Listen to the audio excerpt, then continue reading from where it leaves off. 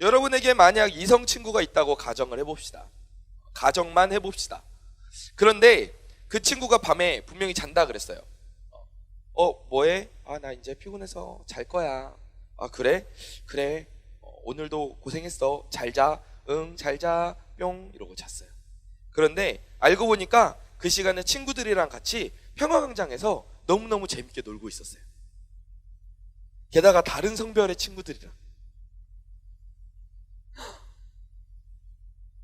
그렇다면 여러분의 마음은 어떻겠어요?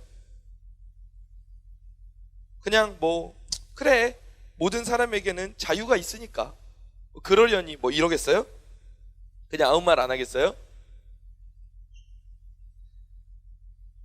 막 계속 카톡이 오길래 그냥 보려고 본 게 아니라 슬쩍 이렇게 봤는데 막 다른 성별의 친구에게 문자가 우르르 와 있어요. 카톡이. 자꾸 길거리에 있는 다른 사람들을 보면서 눈이 마주치면 막 눈웃음을 지어줘요. 왜 이러면서. 그럼 여러분 기분은 어떻겠어요? 유쾌할까요? 불쾌하죠. 그지 같죠? 네. 그 감정이 기분이 좋을 수가 없어요. 그 상황에서 그냥 그래 네 마음대로 해라. 네가 눈웃음 치는 네 눈이지 내 눈이냐? 이런 식으로 가면은, 그러면 그건 그 사람을 정말로 사랑하고 있는가를 생각해 봐야 돼요. 아마도 분노하면서, 사랑한다면 분노하면서 그 관계를 당장 끊으라고 하겠죠. 야, 내가 아는 다른 사람하고 너무 사적인 문자 자꾸 하지 마. 야, 자꾸 밤에 나 아닌 다른 친구들 만나지 마. 자꾸 다른 사람한테 눈웃음 치지 마. 이게 왜 그런 거예요? 왜 이런 말을 하게 되죠? 집착일까요? 만약에 두 사람이 아무 관계가 아니라면 그건 당연히 이상한 집착이죠. 그런데 만약에 둘이 장래를 약속했고 특히나 결혼을 한 사이다. 그러면 그건 정말 말도 안 되는 일이겠죠. 당연히 분노하는 마음이 생길 수밖에 없어요. 왜요? 사랑하니까. 내가 교제하고 있는, 나와 결혼한 그 사람을 사랑하기 때문에 그런 반응이 자연스럽게 나오는 거예요.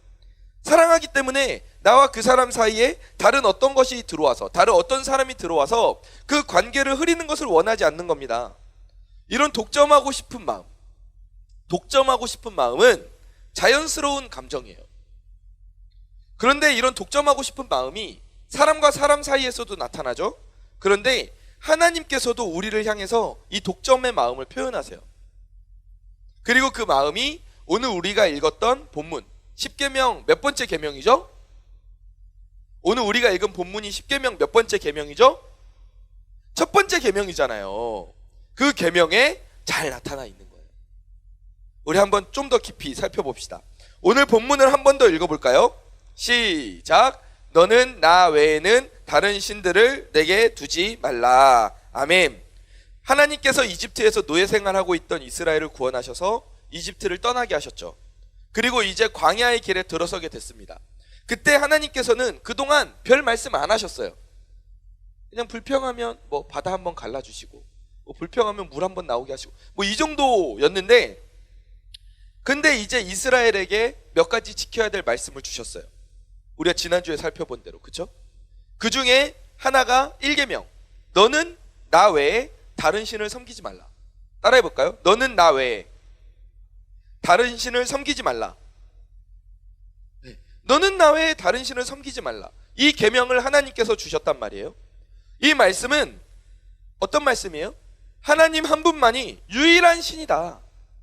이걸 알고 믿어야 된다는 거예요. 사실 이스라엘에게 이 말씀을 하시는 그 시점을 생각해 보면 아주 합당한 때예요. 이스라엘이 이집트에서 생활한 게 단순히 몇 년입니까? 그냥 한 3년 살다 나왔어요? 아니에요. 이미 수대의 세대 교체가 그 안에서 이루어진 시점입니다. 그러니까 이집트의 문화권에서 생활하면서 충분히 문화적으로 이집트 문화에 젖어들 수 있었던 시간이었어요. 그런데 이집트는 어떤 문화예요? 이집트는 유일신 문화입니까? 아니면 다신 문화입니까? 네, 우리 세계사 시간에 다 배웠잖아요. 이집트 문명은 다신 문화예요. 그러니까 개구리도 신이고 뱀도 신이고 뭐 해도 신이고 달도 신이고 뭐 강도 신이고 하여간 다 신이야. 이집트는 그런 다신 문화예요. 근데 이런 문화 속에서 이스라엘이 계속 사니까 그 이스라엘에게 무의식 중에라도 이집트의 다신 문화가 스며들었을 수 있을까요? 없을까요? 있을까요? 없을까요? 있죠. 있죠. 몇백 년간 그 이집트 문화 속에서 살았는데 아무리 이스라엘 공동체 안에서 같이 살았다 하더라도 그 이집트의 문화에 젖어들 수가 있어요. 그 근거가 있죠. 모세가 십계명을 받기 위해서 올라갔잖아요. 하나님 앞에 나아가잖아요. 그때 모세를 기다리지 못하고 이스라엘 백성들이 뭘 하죠? 뭘 만들어요? 금송아지 만들잖아요. 금송아지. 우상을 만들잖아요. 그게 다 어디서 왔겠어요? 그들에게 하나님만이 참신이라는 그 유일신 신앙이 굳건히 살아있었으면 그들이 그런 일을 저지르지 않았겠죠. 그런데 이집트 문화 속에서 다신 문화가 접어드니까 뭐야, 하나님이 지금까지 나를 여기까지 우리를 인도해 냈는데 이제 그 하나님의 어떻게 보면은 대리자처럼 우리를 리드했던 모세가 죽은 것 같아. 그러면은 우리를 인도해 줄 다른 신한테 기도를 해야겠다. 이런 생각이 자연스럽게 그 이스라엘 백성들 속에 스며들어 있을 수 있었다는 거예요. 다신 문화가 그들 가운데 있었을 수 있어요. 그런데 이런 상황에서 가나안에 그들이 들어갔어. 이스라엘이. 그러면 어떻게 됐겠어요? 가나안에는 또 어떤 우상이 있어요? 바알과 아세라가 있잖아요. 바알과 아세라가 있어요. 그러니까 다신 문화가 익숙한 이스라엘은 금방 또 그 우상들을 섬기는 문화로 빠져버리게 될 거예요. 이걸 하나님이 너무 잘 알고 계셨어요. 그래서 하나님께서 이런 상황에 있는 이스라엘에게 공식적으로 선포하시는 거예요. 야, 이방 잡신들은 진짜 신이 아니야. 천지를 창조하고 모든 역사를 주관하는 그 참된 신은 바로 나 하나뿐이야. 아멘. 이걸 하나님께서 말씀하시는 거예요. 그러므로 너희가 섬겨야 될 존재, 너희가 믿어야 될 존재가 누구다? 나 스스로 존재하는 여호와 하나님이다. 이걸 하나님께서 우리에게 그리고 이스라엘에게 주셨던 거예요. 이 선언은 여러분 갑작스러운 게 아니에요. 하루아침에 갑자기 하나님이 야 너네 나만 믿어 이렇게 말씀하셨던 게 아니에요. 이미 이집트에 있을 때부터 그 복선이 차곡차곡 쌓여가고 있었어요. 어떻게 쌓여가고 있었어요? 이집트 아까 다신 문화라 그랬죠. 강의 신이 있고 뭐 농사의 신이 있고 뭐 해의 신이 있고 달의 신이 있고 뭐 하여간 온갖 잡신은 다 있어요. 그런데 그 신들을 정확하게 치신 게 뭐예요? 이집트 10가지 재앙이었잖아요. 이집트 사람들이 그 신에게 빌고 기도했지만 하나님이 그것들을 사용해서 오히려 이집트를 심판하셨잖아요. 그리고 이집트를 나와서는 어떻게 됐어요? 먹을 것 하나 없는 광야에서 날마다 만나와 메추라기로 먹이셨어요. 물이 없으면 물 나오게 하시고 바다를 건너야 되면 바다 건너게 하셨어요. 온 천하 만물을 다스리시고 이방의 우상들 위에 계시는 분이 바로 하나님이라는 것을 계속해서 보여주셨어요. 이미 계속 보여주고 계셨어요. 그리고 오늘 본문에서 이제 클라이막스로 선언하시는 거예요. 야, 너희가 그동안 봐왔잖아. 너희가 그동안 봤잖아. 유일한 참신은 나 하나뿐이야. 너희는 그러니까 나만 믿으면 돼. 이걸 하나님이 말씀하신 거예요. 너와 나 사이에는 다른 신 그 어떤 것도 끼어들어서는 안 돼. 너는 나를 독점하고 나는 너를 독점하는 관계가 돼야 돼. 이게 오늘 이 1계명 속에 담겨있는 하나님의 마음이에요. 오늘 말씀을 우리 다시 한번 읽어볼까요? 다시 읽어봅시다. 시작. 너는 나 외에는 다른 신들을 내게 두지 말라. 아멘. 근데 여기에서 약간 독특한 표현이 있어요. 그쵸? 어떤 부분인 것 같아요? 이거 약간 좀 이상한데? 이런 표현이 있어요. 이거 좀 어색한데? 어떤 게 어색할 것 같아요? 단어 숫자가 몇 개 안 되니까 찍으면 맞출 수 있을 것 같은데. 어떤 게 좀 어색해요? 에? 그쵸? 너는 그 단어가 좀 이상하죠? 네. 맞아요. 너는이라는 단어가 좀 이상해요. 보세요. 사실은 너희는이라는 표현이 더 맞겠죠. 왜냐하면 지금 이스라엘 민족이 몇 명이에요? 모세 혼자 나왔어요? 아니에요. 줄 잡아서 통계만 잡아봐도 대략 200만이 넘었을 거라고 추산을 한단 말이에요. 그런데 그 200만 명이 되는 그 인원에게 하나님이 지금 말씀하시는 거거든요. 그러면 당연히 이 인칭이 어떻게 되겠어요? 너희는 나 외에는 다른 신들을 너희에게 두지 말지니라, 이렇게 돼야 돼요. 그렇죠? 그런데 하나님이 지금 딱 꼬집어서 너는 이라고 표현하세요. 이거 오타인가? 아니에요. 왜냐하면 십계명은 하나님이 돌판에 직접 기록하셨다고 지난주에 우리가 함께 살펴봤잖아요. 그럼 오타가 아니에요. 이건 분명히 하나님의 의도하심이 들어가 있는 말씀이라는 거예요. 그럼 하나님이 무엇을 의도하셨을까? 왜 너희는 이라고 기록하지 않으시고 딱 꼬집어서 너는 이라고 표현을 하셨을까? 하나님께서는 우리를 그냥 많은 사람 중에 한 명, 집단 중에 한 명, 수많은 사람 가운데 하나, 이렇게 보지 않으시기 때문이에요. 하나님은 우리를 만나실 때, 하나님은 우리를 찾아오실 때 1대1로 만나 주십니다. 너와 나의 관계가 되는 거예요. 그러니까 200만 명이 넘는 이스라엘 민족에게 말씀하셨지만 그 가운데에서도 한 명 한 명 집어서 동시에 말씀하시는 거예요. 너는 나 외에는 다른 신들을 내게 두지 말아라. 사랑의 교회와 하나님의 관계가 아니에요. 대학부와 하나님의 관계가 아닙니다. 하나님은 여러분을 보실 때 너와 나의 관계로 바라보세요. 하나님이 원하셨던 것은 사랑의 교회 안에 있는, 대학부 안에 있는 바로 그 나라는 존재를 하나님께서는 오늘 원하고 계세요.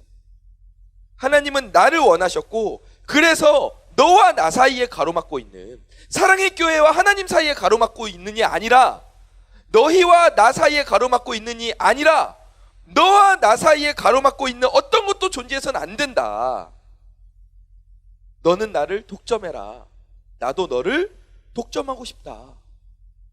하나님께서는 이렇게 말씀을 하신 거예요. 우리는 이런 하나님의 모습을 보면서 어떤 생각이 듭니까? 여러분 어떤 생각이 드세요? 감사하는 마음이 듭니까? 평안한 마음이 드세요? 우리 그레이스 킴, 어떤 마음이 드세요? How about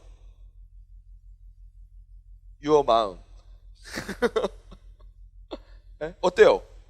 감사하는 마음이 들어요? 어떤 마음이 드냐고. 감사하는 마음이 든대요. 그럼 너무 다행이에요.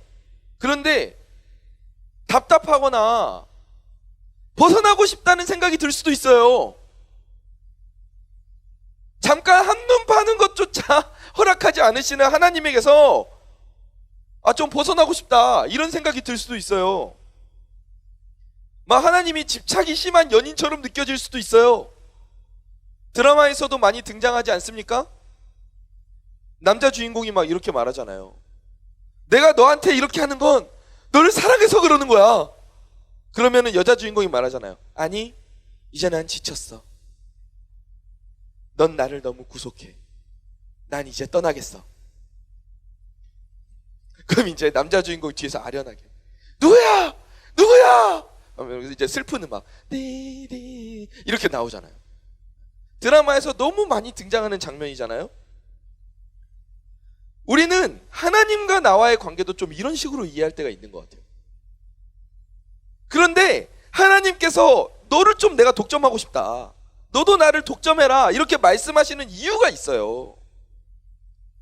그냥 단순한 집착이 아니에요. 하나님이 스스로 섬김을 받고 싶어서도 아니에요. 하나님이 이기적이어서도 아니에요. 질척거리는 연인 같아서도 아니에요. 왜 그렇습니까? 따라해 봅시다. 나의 행복을 위해서. 나의 행복을 위해서 하나님은 오늘 나를 독점하고 싶다고 말씀하시는 거예요. 아멘.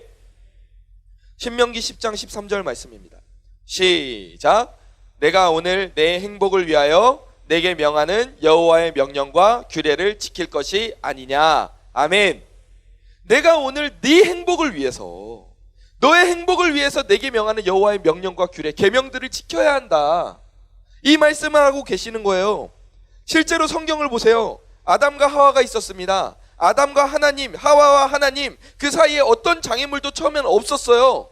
그런데 그들의 마음속에 하나님과 같이 되고 싶다는 그 탐심이 생겨서 하나님과의 관계를 딱 가로막아 버린 거예요. 그때 어떤 일이 일어났습니까? 어떤 일이 일어났죠? 죄를 짓게 됐잖아요. 하나님과의 관계가 깨져버렸잖아요. 그와 동시에 행복도 함께 깨져버렸어요. 심지어 나중에는 나무 그늘 아래에 숨어서 자신들을 향해서 다가오시는 그 하나님과 자신들 사이에 장애물들을 의도적으로 만드는 지경에까지 이르렀어요. 하나님과의 관계가 깨지면 인생의 행복도 깨지는 거예요. 아담과 하와뿐만이 아니에요. 그 이후에 등장하는 성경 속의 수많은 인물들이 하나님과의 관계가 깨질 때, 하나님과의 관계 중간에 다른 장애물들이 끼어들었을 때 행복이 어떻게 무너져 내리는가를 너무너무 잘 보여주고 있잖아요. 솔직히 하나님 뭐가 아쉬워서 우리를 그렇게 끝까지 살리려 하시겠어요? 나 한 사람이 하나님 믿지 않는다 그래도 하나님이 크게 손해보실 일이 있을까요? 하나님의 존재에 비하면 나는 너무 작은데, 내가 하나님을 믿지 않는다고 지구가 멸망하거나 태양이 갈 길을 잃고 저 먼 곳으로 사라져버리거나 그런 일은 일어나지 않아요. 하지만 내가 하나님을 믿지 않으면 첫째, 내 인생이 아무리 화려하더라도 결국 죽으면 허무하게 끝나버리는 거예요. 아무것도 남기지 못하고 그냥 그대로 끝나버리는 거예요. 둘째, 그래서 하나님은 우리가 그렇게 되는 게 너무 안타까우셔서 우리를 너무 사랑하시기 때문에 당신의 품으로 들어오라고 말씀하시는 거예요. 너 와라. 나한테 와라. 내가 너를 좀 독점해야겠다. 왜? 너의 행복을 위해서. 내 품에 안겨서 우리 인생의 차원을, 너의 인생의 차원을, 너의 인생의 신분을 바꿔라. 죄와 사망의 신분에서 하나님 나라의 자녀의 신분으로 내가 너희 그렇게 바꿔줄게. 그게 하나님의 마음인 거예요.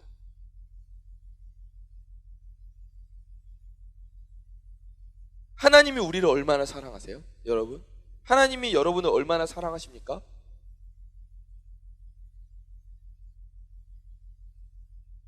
솔로몬의 이야기에서 우리가 좀 그 마음을 살짝 엿봅시다.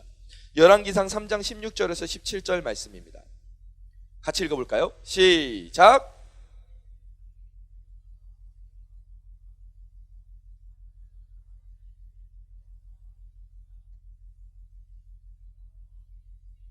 해산하였더니, 아멘.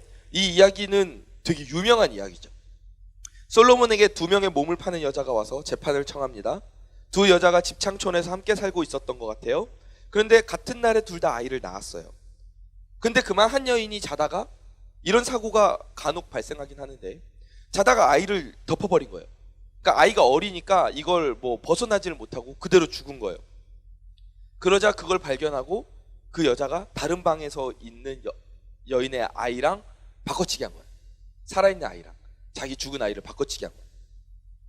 그리고 이제 아침이 되고 그 두 여인이 서로 살아있는 아이가 자기 아이라고 싸움이 난 거야. 뭐 지금이야 유전자 감식이라도 하겠지만 그땐 그런 게 없잖아요.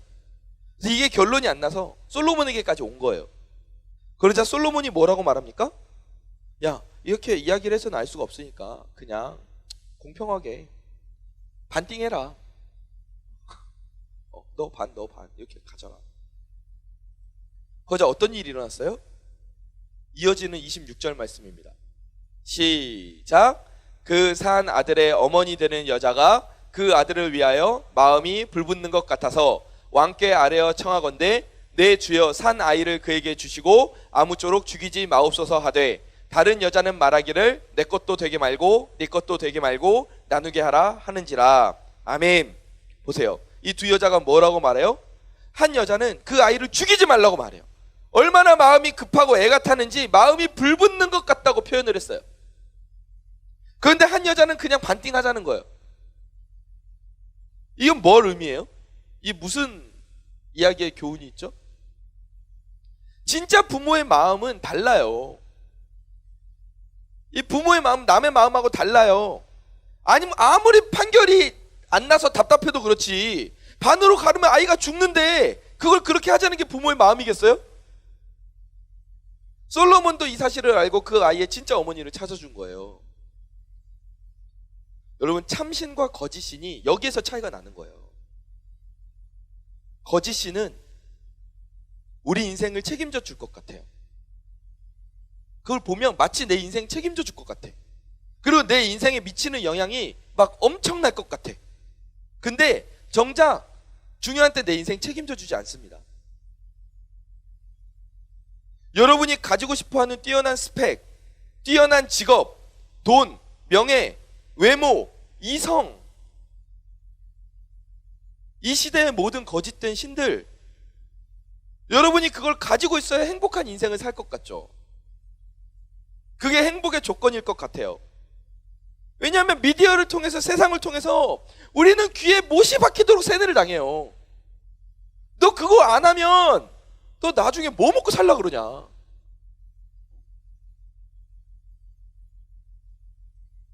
너 돈 많이 벌어야 된다. 너 높은 자리에 올라가야 된다. 잘생기고 예뻐져야 된다. 스펙을 가져야 된다. 그렇게 우리는 세뇌를 당하고 있어요. 마치 이집트 다신 문화 속에서 자신들도 모르게 젖어 들어갔던 이스라엘처럼 그렇게 우리가 젖어 들어가고 있는 거예요. 근데 여러분, 그것들이 여러분의 인생 책임져 줍니까? 책임져 주던가요? 아직 안 가져봐서 모르겠어요? 아니요, 절대 책임져 주지 않습니다. 절대 책임져 주지 않아요. 오히려 여러분을 유인하면서 저 멀리 떠나가요. 어디로 유인해요? 하나님에게서 멀어지는 곳으로 떠나가요. 그래서 자꾸 이렇게 하는 거예요. 잡힐 듯 잡히지 않게 이렇게 가는 거예요. 잡히지? 안 잡히지? 이리 와, 이리 와, 이리 와, 이러면서 계속 그냥 가는 거예요. 그럼 우리는 그걸 잡으려고 정신없이 막 쫓아가는 거예요. 그러다가 한참 가가지고 정신을 차려보면 엉뚱한 곳에 와 있어. 그제서야 생각해보니까 지나간 시간이 너무 아깝고 너무 허무한 거야.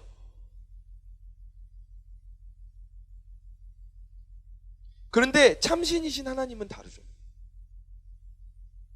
하나님은 이미 우리를 구원하신 분이에요. 아멘. 그리고 앞으로도 우리를 책임지실 분입니다.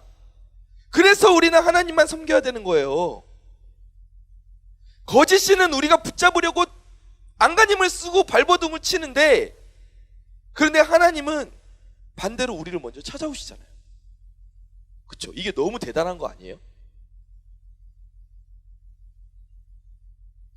인간을 먼저 찾아와서 구원해 주셨고 하나님이 먼저 우리를 책임져 주시겠다 말씀하셨어요. 아니, 성경 속의 인물들 보세요. 범죄했던 아담과 하와가 하나님을 먼저 찾지 않았습니다. 하나님 어떻게 해요? 저 실수했어요. 이렇게 하나님 앞에 먼저 나아가지 않았어요. 오히려 숨었어요. 그런데 그 숨은 아담과 하와를 찾아가신 분이 바로 하나님이었잖아요. 아브라함도, 모세도, 다윗도, 베드로도, 바울도 다 하나님이 먼저 찾아가셨잖아요. 하나님이 먼저 찾아가셔서 그들을 부르시고 하나님 나라의 도구로 사용하셨어요. 이렇게 하나님은 끝까지 우리를 책임지시는 분이에요. 그래서 우리는 하나님을 믿을 수 있고, 그래서 우리는 하나님을 신뢰할 수 있기 때문에 하나님만을 섬겨야 되는 거예요. 섬길 수가 있는 거예요. 섬겨도 후회하지 않기 때문에. 섬겨서 손해볼 일이 없어요, 하나님을. 손해볼 일이 없다니까. 여러분, 마스크를만 쓰고 있어가지고 이 표정이 잘 안 보이니까 잘 모르겠어요. 말씀을 잘 듣고 있다고 생각합니다. 여러분 보세요. 물고기는 어디에 있을 때 가장 행복해요? 여기 바닥에 있으면 행복하겠어요? 물고기가 5성급 호텔 침대에다가 갖다가 눕혀놓는다고 그 물고기가 행복하겠습니까? 물고기는 물속에 있어야 행복해요. 왜요? 하나님이 그렇게 창조하셨기 때문이에요. 우리는 어디 있을 때 가장 행복할까요? 하나님 안에 있을 때 행복한 거예요. 왜요? 하나님이 그렇게 창조하셨기 때문이에요. 하나님과 함께할 때 우리는 행복을 누릴 수 있습니다. 이 사실을 꼭 기억하는 저와 여러분 되길 바랍니다. 말씀을 정리하겠습니다. 만약에 하나님이 우리를 정말 사랑하시지 않는다면 우리가 어디를 가든지 크게 상관하시지 않을 거예요. 우리가 우상을 숭배하든 영적으로 바람이 나든 뭐 신을 3개를 섬기든 4개를 섬기든 알게 뭐예요. 뭐 니만 손해지. 이거 내버려 두실 거예요. 그런데 하나님은 우리를 너무 사랑하셨고 우리가 하나님 안에서 진정한 행복을 누리기를 바라고 계세요. 그래서 직접 우리를 찾아오시는 거예요. 육신을 입고 이 땅에 오신 거예요. 성령으로 우리를 찾아 이곳에 지금 임재하고 계시는 거예요. 그리고 하나님과 더불어서 행복해하는 우리의 모습을 보시면서 하나님 본인도 행복하신 거예요. 즉 나와 하나님의 행복을 위해서 오늘 하나님은 우리와 하나님 사이에 그 어떤 것도 들어와서는 안 된다. 그 마음이 이 1계명 안에 담겨져 있는 거예요. 우리도 어릴 때는 부모님이 전부라고 생각해요. 근데 조금씩 자라면서 그 마음이 부모님에게서 친구들에게로 넘어가고 또 친구들에게서 직장과 생업으로 그 마음이 옮겨가요. 그런 것처럼 우리도 대학생이 되면서 세상과 만날 일이 점점 더 많아지죠. 더 넓은 세상을 보게 돼요. 그러면서 동시에 이전에는 하나님과 나 사이에 별로 장애물이 없었거든. 근데 이제 점점 가로막는 장애물들이 생겨날 수 있어요. 하나님, 저 우선 이것만 좀 할게요. 그동안 열심히 교회에서 봉사했잖아요. 잠깐 몇 달인데 하나님 그것도 못 기다려주세요? 이런 마음이 생길 수 있어요. 워낙 뭐 해야 될 것 많고 갖춰야 될 것이 많다고 말하는 세상이니까. 당장 지금도 코로나 때문에 이 상황에서 하나님과 우리 사이에 장애물들이 생기지 않도록 우리는 정말 더 신경 쓰고 집중해야 되는 시기예요. 이 시간이 하나님과 멀어지는 시간이 되면 안 된단 말이에요.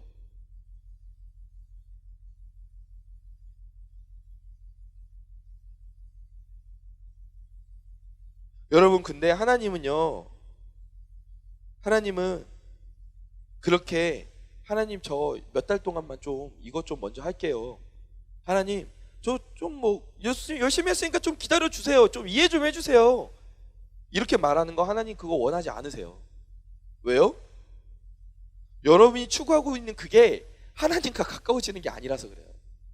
하나님과 멀어지는 것이고 궁극적으로 그게 여러분의 행복을 책임져 주질 않으니까. 그러니까 하나님이 그거 그냥 내버려 두시지 않는 거예요. 곰곰이 생각해보세요. 하나님 왜 자꾸 이거 막으시지? 하나님 왜 이거 자꾸 안 되게 하시지? 못하게 하시지? 그거 여러분 한번 생각해보세요. 내가 그러면은 이걸 내가 정말 쟁취하고 얻어내는 게 하나님과의 관계에 있어서 득인가? 이걸 한번 좀 고민해보세요. 하나님의 마음을 한번 생각해보세요. 그래서 하나님은 내버려 두지 않으시고 여러 가지 방법을 동원해서라도 여러분이 하나님을 다시 바라보게 만드세요. 그게 여러분의 행복을 위한 길이니까. 그리고 하나님이 스스로 행복해 하시는 길이니까. 여러분, 우리 분명히 기억합시다.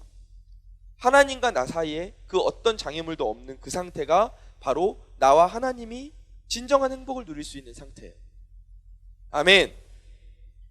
여러분, 오늘도 우리가 세상의 것을 마음에 품는 게 아니라 정말 하나님을 독점하기를 원합니다. 하나님을 독점하기를 원합니다. 그래서 진정한 행복을 누리고 나누는 저와 여러분이 되기를 간절히 축원합니다.